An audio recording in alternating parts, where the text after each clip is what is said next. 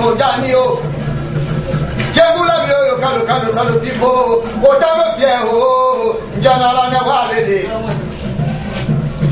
Jambula Bio, Kano Pico, Otama Cielungo, Janala Nende.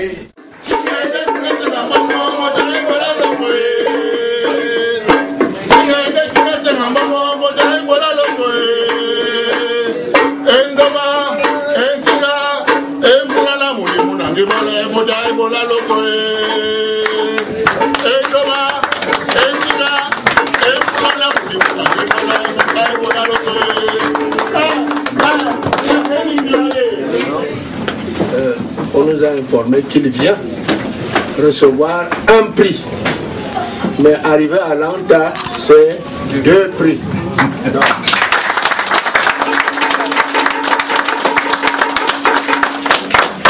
si vous avez 1 minute, vous pouvez vous adresser à... Ça, ce sont les leaders des communautés, des groupes, des groupes des Camerounais de la diaspora.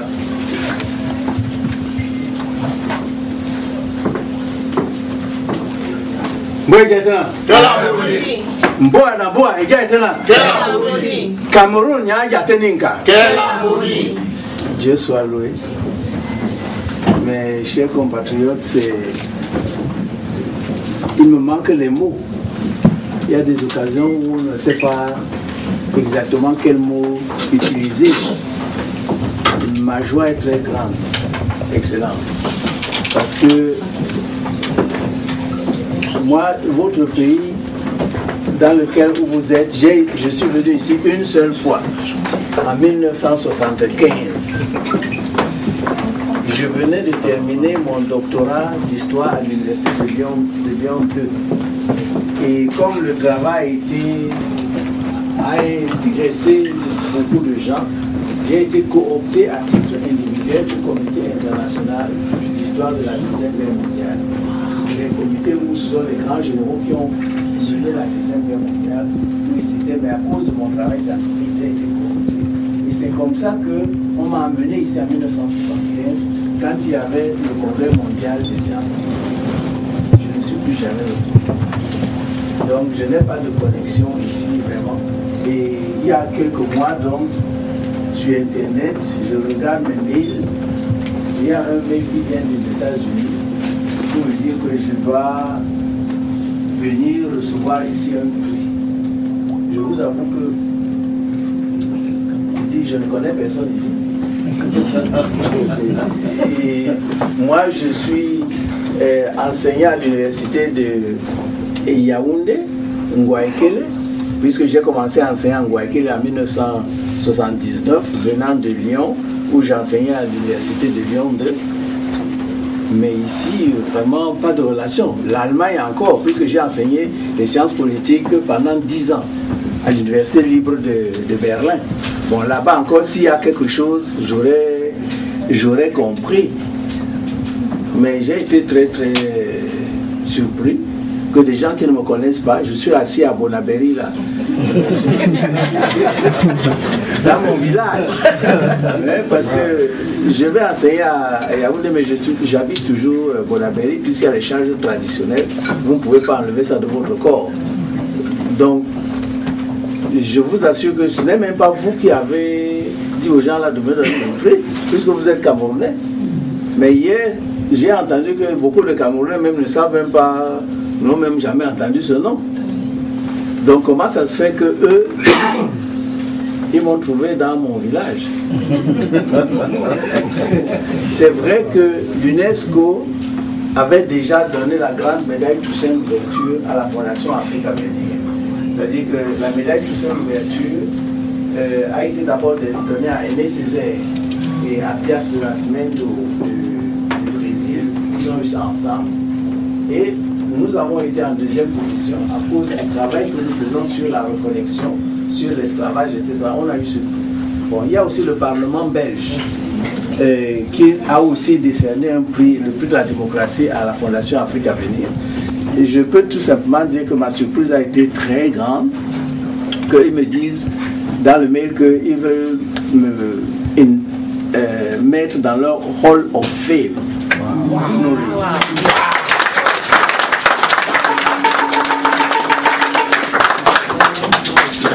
Et puis ils envoient donc une liste de 100 personnalités dans le monde qu'ils ont donc sélectionnées.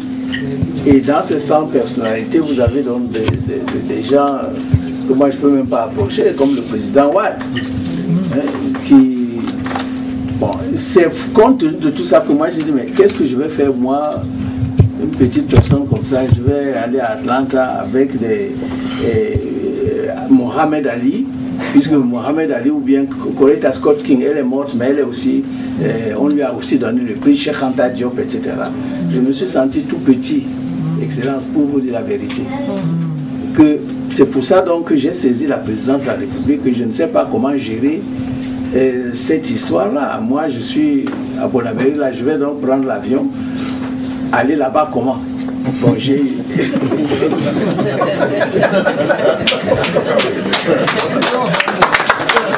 Donc, c'est pratiquement les 4 derniers jours qu'un fax est donc venu de la présidence de la République, disant au Premier ministre et avec le ministre des Finances qu'il faut débloquer de l'argent pour que je vienne ici. Je crois que vous avez vous-même reçu probablement copie de ce fax-là. Parce que je ne savais pas comment j'allais venir. Donc, Excellence, il faut comprendre, si je dis que je remercie donc le président de la République, ce n'est pas pour flatter comme les Camerounais font d'habitude. Mais c'est parce que c'est lui qui a décidé qu'il faut faire quelque chose. Donc moi je croyais que c'était terminé. C'est le soir donc que je vois qu'ils ont encore une cérémonie de awards où maintenant ils distinguent donc la personne dans le monde seule donc qui doit avoir telle ou telle récompense. Bon, et voici la petite plaque. Cameroun.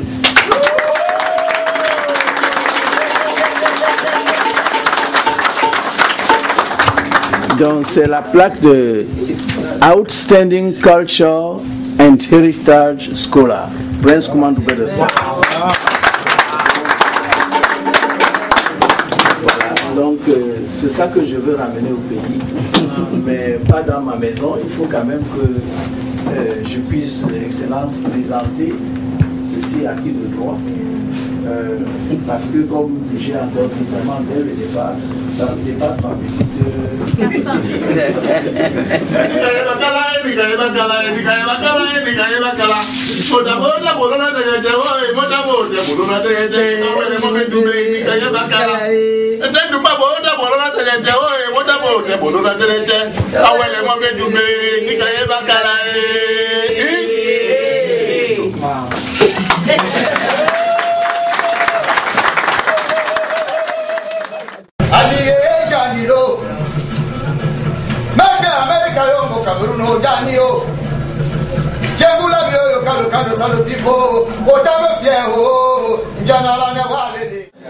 And I told you that I refused.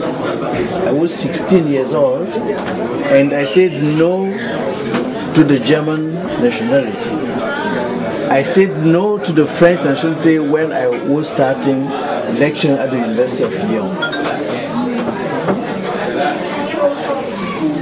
I'm so proud to be Cameroonian, and that's the reason why I have accepted this ritual.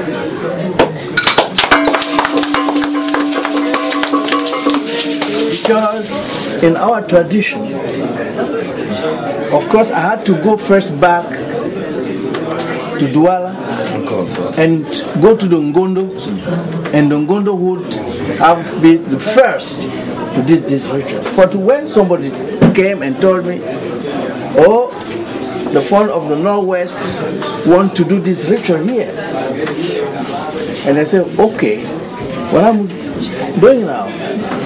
Say no, because I want first the Ngondo to do that. I said no, this is Cameroon. Yes. And you are here, we are here, so we have to do it here, right now.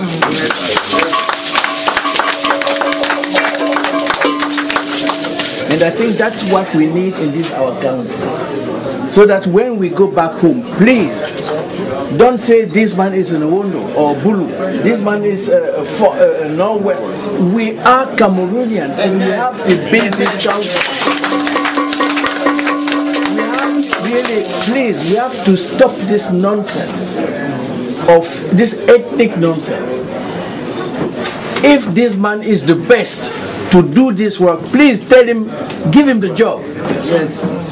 And you should do that. So that's the reason why I said yes, and really I'm proud. Please, when you come back home, the bele is so important. You don't know, but you know the Ngondo. Yeah. You should know that the Ngondo, the bele are the one who are running the Ngondo. The deep secret of the Ngondo is in the hand of the bele. So please, when you come, you are welcome. Thank you.